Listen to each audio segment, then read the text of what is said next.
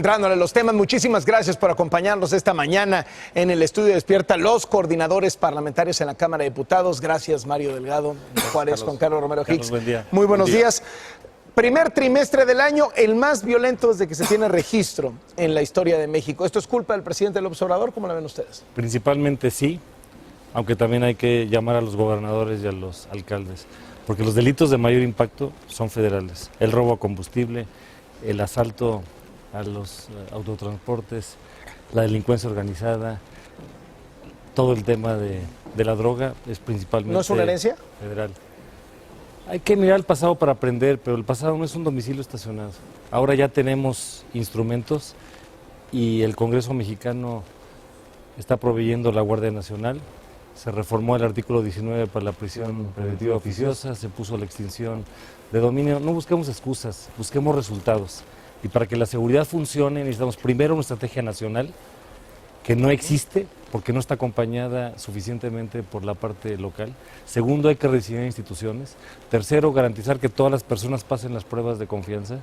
Y cuarto, vamos a seguir viendo instrumentos normativos y más participación ciudadana. Desde el punto de vista del PRI, ¿es culpa del presidente López Obrador que la violencia esté así?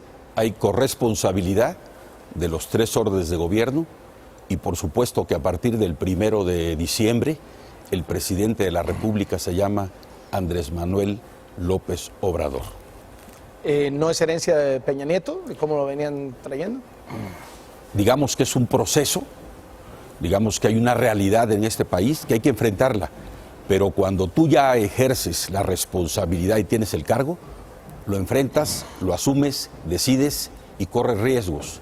Hoy el presidente es Andrés Manuel, como lo fue Peña Nieto en su momento. ¿Qué dicen en Morena? Bueno, hay una inercia evidente, hay una descomposición en los 12 últimos años, donde cada mes se viene rompiendo el récord de homicidios. Es la ola de violencia en la que estamos. La buena noticia, más que buscar culpables, Carlos, a quién le toca o no, hay una parte de herencia y hay otra que ya es responsabilidad de este gobierno, son las decisiones que se han tomado.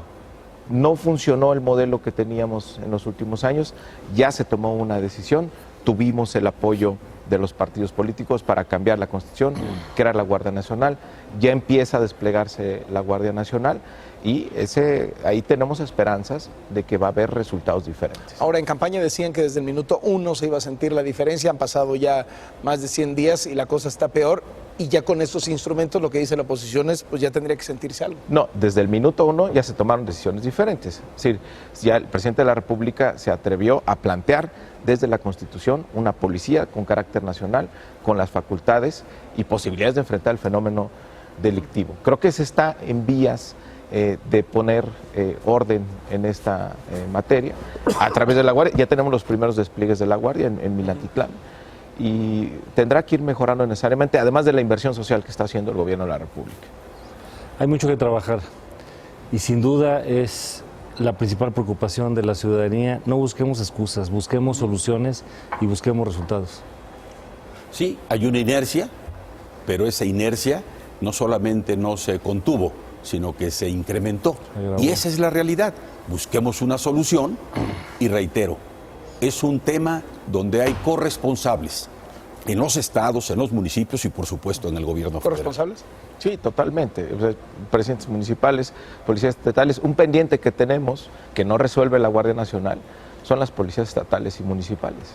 Hay que hacer una inversión muy importante ahí en la formación de policías estatales, que es la otra pata que nos falta. Insisto, la estrategia fundamental del gobierno de la República es ir a las causas, es toda la inversión, son las oportunidades que se están dando para los jóvenes, es el rescate del campo, solamente por ahí. Si no tenemos crecimiento económico, no se va a pacificar el país. Déjeme paso a propósito de crecimiento económico, a uno de los fundamentos del crecimiento económico, que es el tema de la educación, la reforma educativa. ¿Cómo están las cosas? ¿Cómo va el debate hasta este momento? ¿Va ganando la CENTE? ¿Va ganando el Bester Gordillo? Punto de vista del PAN.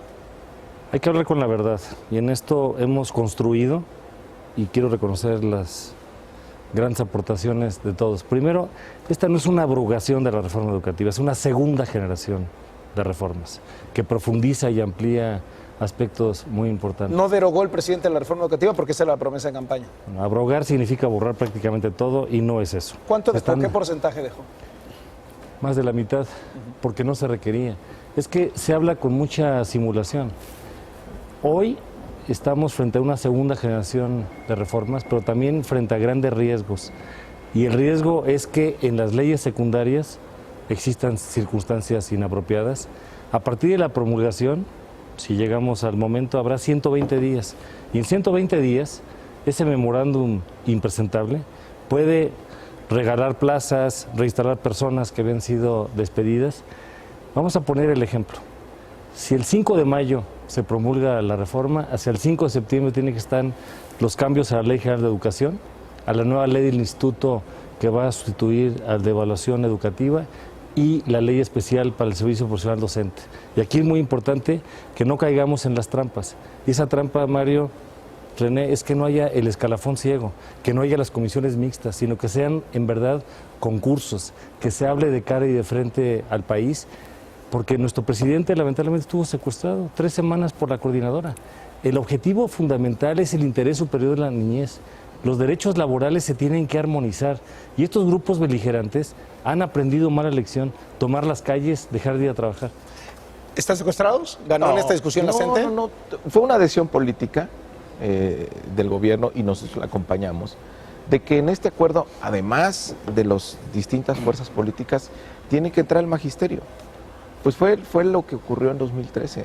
¿Cuál es una de las lecciones de 2013? Si los maestros no van en un acuerdo para modificar la Constitución en materia educativa, pues vas a tener siempre conflictos. Ahora, no tenemos el acuerdo tal, hay que decirlo. Hay diferencias con una parte del magisterio que dice no estamos de acuerdo con lo que están haciendo. Nosotros creemos que una vez que terminemos el proceso legislativo, pues ellos van a quedar convencidos. Y justamente queremos ya darle la vuelta a esto, ver hacia el futuro, hacia adelante y enfocarnos en mejorar la educación de los ¿Van niños. ganando la CENTE y el Bester Gordillo? No, para nada, porque ya en la Constitución, en el tema que tiene que ver con plazas y demás, quedó muy claro. Mira, ¿qué dice la Constitución? Bueno, ¿qué dirá la Constitución si se aprueba?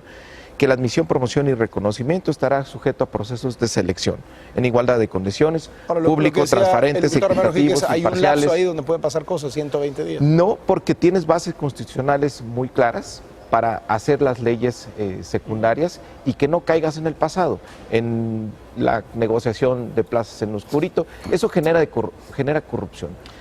Y ahí está claro que el gobierno de la República no va a ceder. No vamos a generar ningún espacio que propicie corrupción. ¿Quién va ganando y quién van perdiendo desde el punto de vista del PRI? Mira, si es la reforma educativa deseable, yo diría, no lo es. Si hay avances muy importantes en relación a lo que planteó el gobierno de principio, de inicio, con lo que se aprobó, hay un cambio abismal, hay cambios sustanciales. Ahora bien, en política uno tiene que construir lo posible, es el arte de lo posible. Es decir, no hay una derogación de la reforma. No, por supuesto que no, hay una evolución de un esfuerzo de generaciones. ¿Qué pasó? Se mantuvo lo que sirve y funciona y se cambió lo que no funciona. Si a mí me dices, ¿estás satisfecho con lo que se logró? No. ¿Hay cosas que se pueden cambiar? Sí. Pero ¿cuál es el riesgo, Carlos? El riesgo es, y tenemos que tenerlo claro, que en la Cámara de Diputados lo que cuentan son los votos.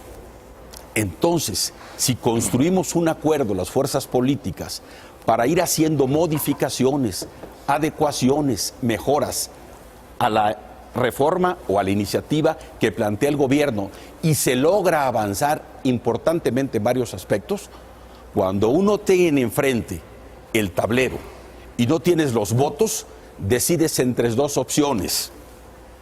Es decir, pierdes todo lo ganado y te cierras, o decides en función de ese acuerdo que no pone en riesgo lo que yo creo sí acontecería, que no pone en riesgo que se pierda ese avance. ¿Qué hubiera pasado si en un momento dado todos los que construimos este acuerdo y avanzamos nos cerramos y decimos no caminamos? Bueno, ni así nos hubiesen alcanzado los votos. ¿Y qué hubiese pasado? ¿Cuál era el riesgo? Volver, si lo hubiese decidido la mayoría y así lo hubiese querido, a la iniciativa inicial que vulneraba la autonomía, que borraba al INEE de un plumazo, no daba ninguna posibilidad. que sin duda no tenía un candado, no tenía un artículo que garantizara que no se van a vender las plazas y que no se va a dar el dinero a la coordinadora a partir de presiones. Hubo avances muy importantes y se evitó precisamente que esa iniciativa de inicio transitara y se aprobara. Quiero advertir el riesgo de el séptimo párrafo del artículo 3, que es el que se refiere a la selección, a la evaluación, y que por favor, Mario, René, no regresemos a estos temas de comisiones mixtas, sindicatos tomando decisiones, sino que sean evaluaciones públicas, que sean concursos, y ese es el espíritu. Y por eso nosotros votamos en contra, porque el 16º transitorio abre posibilidades que quiero que no se pongan en tentaciones. Habíamos sugerido que hicieran los procedimientos por adelantado, la admisión y la promoción. Ahora, sí hay que destacar que se trabajaron aspectos muy importantes. Los voy a enumerar. Primero, educación inicial, no venía iniciativa presidencial. Segundo, educación superior se amplía para la universalidad. Tercero, rescatamos la autonomía universitaria que se había borrado por un error inexcusable. Cuarto, se incorpora educación especial. Quinto, introdujimos educación cultural y plurilingüe. Bien. Sexto, recuperamos la rectoría del Estado. Séptimo, una parte muy noble que desde que éramos senadores, Mario, René, habíamos firmado en Ciencia y Tecnología 76 senadores para los bienes del acceso de la ciencia y la tecnología. Séptimo, se hace una nueva integración del órgano que va a ser la propia evaluación. Sin embargo, en esto nunca hay un logro completo y las tentaciones son muy grandes. A mí lo que me preocupa es que el 21 de agosto empiezan las clases. Sería muy valioso tener las leyes secundarias lo más pronto posible, sí. Porque si en la constitucional se nos dobló el presidente 3 semanas, porque estaba sujeto al chantaje, en las leyes secundarias se tiene que hacer una construcción de cara y de frente al país. Entonces hay que trabajar mucho. A ver, para dejarlo claro, no hay base constitucional para que haya una posible regresión en el tema de venta de plazas y demás. Ahí sí no se puede y además es algo que no queremos. Ahora, retomo todos los aspectos positivos que señala Juan Carlos Romero Hicks. La verdad es que es una reforma mucho más ambiciosa que la reforma que promovió el presidente Peña. Incluye mucho más aspectos. ¿Y por qué? Sí, yo no estoy de acuerdo con él. Yo creo que sí hay una abrogación, porque hay un cambio de paradigma respecto de los maestros, Carlos. Se acaban las evaluaciones punitivas, se acaba, digamos, la amenaza a los maestros de que te dejo sin empleo si no pasas un examen. ¿Qué se hace ahora? Se quedan evaluaciones diagnósticas como parte de un sistema integral de formación, capacitación y actualización. Se vuelve un derecho de los maestros ahora acceder a ese sistema de capacitación en lugar de andarlos persiguiendo con exámenes que simplemente metieron mucha inestabilidad en todo el magisterio y que sí claramente iba contra sus derechos laborales. ¿No les preocupa que en el Senado les enmienden la plana? Pues hicimos un buen trabajo de diálogo con las fuerzas políticas. Yo creo que hay, digamos, el consenso necesario para que pueda transitar en el Senado de la República. ¿Así lo ven? Yo creo que sí puede transitar. Yo creo que sí es una evolución, digamos. Yo creo que sí se mantienen muchos aspectos importantes. Por ejemplo, que nosotros lo tenemos como irreductible, la rectoría del Estado en la conducción de la política educativa. Que queda explícito ahora en la cuestión por primera vez. A ver, ahí está, estamos totalmente de acuerdo. 2, que se garantice ir consolidando un sistema educativo de excelencia como objetivo. Poner en el centro de nuestro compromiso tutelar el derecho de niñas y niños, jóvenes y adolescentes, a un sistema educativo de excelencia o encaminados allá. Que se mantuviese un proceso de evaluación, de actualización, de capacitación de los maestros, sí, con un órgano que hubiésemos querido que fuera autónomo, que no se logró, pero se logra un organismo público descentralizado que tiene personalidad jurídica, patrimonio propio, autonomía técnica, que tiene funciones de evaluar y revisar todo el proceso educativo, que no está sectorizado en la SEP, un órgano que es muy diferente a lo que se planteaba en la iniciativa de entrada, donde era una oficina burocrática que dependía por ahí de alguien, escondida no sé dónde, y hoy hay un avance Creo que eso es importante. ¿Qué porcentaje pero diría ya se no va- mantiene de la reforma desde su punto de vista? Más o menos. Decía más de la mitad del diputado Hernández. Evidentemente yo también creo que más de la Más mitad. de la mitad. Sí. A ver, ¿por qué no coincido? Porque este instituto, por ejemplo, tiene un objetivo completamente diferente al INE. Es decir, ya no va a evaluar a maestros, va a evaluar el sistema educativo Es lo que acabo de decir. en su conjunto, como lo acaba de decir el coordinador. Pero sí, el cambio de paradigma es fundamental en el tema de los maestros y es mucho más ambiciosa esta reforma porque aborda otros aspectos que nunca se habían abordado en la Constitución. Deja ponerte otro ejemplo, Carlos. Siempre consideramos, bueno, el derecho a la educación universal. Sí, pero sabemos que en la realidad hay barreras que impiden la equidad en el acceso. Y por primera vez esta reforma constitucional dice, a ver, esas barreras vamos a enfrentarlas. Hay que otorgar apoyos en zonas marginadas, hasta alimenticios, porque eso impide que haya una verdadera educación o que haya educación plurilingüe o que se aborden otros aspectos que impiden el acceso efectivo a la educación. Hay matices. Yo quiero hacer un público reconocimiento al INE. Se transforma su vocación para ampliar algunas responsabilidades. Sin embargo, el INE no despidió maestros. Se le han dado circunstancias de carácter punitivo. Y el INE se diseñó desde 2002 para evaluar alumnos, profesores, directivos y el propio sistema. Este es un tema de aproximaciones sucesivas. Lo que yo sí quiero destacar, y ojalá que el Senado lo revise, es que cuide mucho el párrafo 7º del artículo 3º y el 16º transitorio. Ahí pudieran existir, si alguien tiene malas intenciones para querer secuestrar, manzanas envenenadas.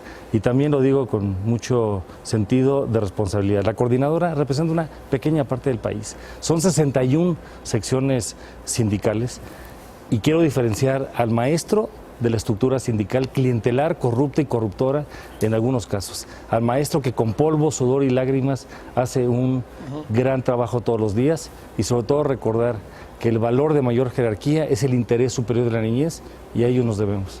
Les agradezco muchísimo que nos hayan acompañado esta mañana. Gracias, Carlos. Un gusto. a Gracias todos. Mario Delgado, Muchas René gracias. Juárez, Juan Carlos Gracias. Romero Hicks, los coordinadores en la Cámara de Diputados. Vamos al resumen de la media.